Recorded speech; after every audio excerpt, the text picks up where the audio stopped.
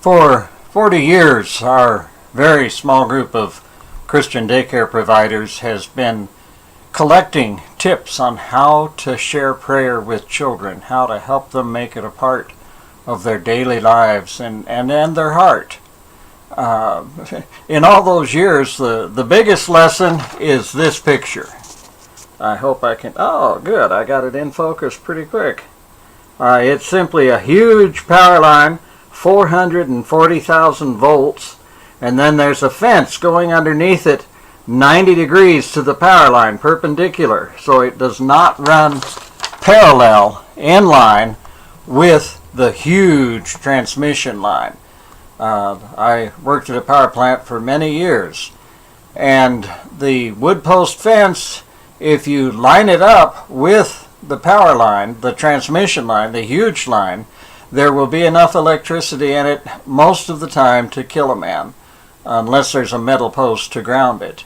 The point is that power and the farmer's fence work the same as God's power and our lives. If we line our lives and our hearts up with God, His power flows through us. And like a magnet, if you rub a nail on it, it changes the magnet. So God's invisible power, if we have a habit of daily prayer, changes us and it pulls us to be in line with Him. And so our little collection, we've got 11 entries on it. We'll do 11 very short, brief videos so that parents can focus on them a week at a time or 2 weeks at a time. Very easy. You don't have to go out and buy a bunch of glue and construction paper. They are very simple things, and in my experience, God has helped with each of them. He's made it even easier because He supplies the power and the motivation.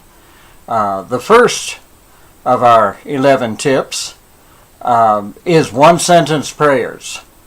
It's difficult to know when to start sharing prayer with children, but Jesus has said, "Let the little children come unto me." So we start just as soon as the parent is comfortable starting with their child. They're the judge, and the parent prays one sentence.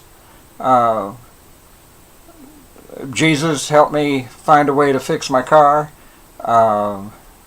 Jesus, help us get safely to Grandma's house. Any prayer that's appropriate. Jesus, help me not to be concerned where the money's coming from. We know You'll care for us. Even as simple as, Jesus, thank You for this food. And it can be in the morning or night. It's nice to have it be at the same time each day if that's possible. Not necessary. And so that after the parent prays a one-sentence prayer, the child prays a one-sentence prayer. And the idea is that the child and God are alone in the prayer thing, so we try not to interrupt, and we certainly don't tell a child how to pray. So we stick with every day a different one-sentence prayer.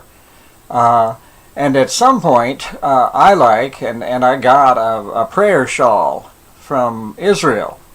Now you don't need a fancy shawl like this with the knots in the corners. You can use any kind of a shawl from any kind of a store. And the child puts it over his head, and it teaches this first important lesson. One, that God listens to every prayer, even those of children. And two, that prayer is being alone with God. And the shawl gives us the idea that we're alone with God, and it blocks off so we aren't looking at or thinking about other things. And so with the shawl, impress on the child that God is there under the shawl with you, that God is with you wherever you are, but the shawl is meant to be a reminder that you should give God as much attention as He is giving you. I believe, except for a brief prayer, that covers our first week's lesson, if you want to divide it by weeks. And I'll say a little prayer. Father, thank You for hearing our prayers. Thank You 10 times over for answering our prayers.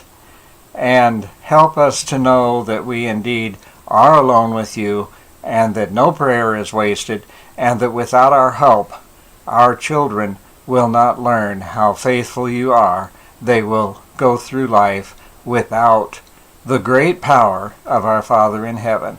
May you remind us daily that if we line up with you, your power flows through us and our prayers. Amen.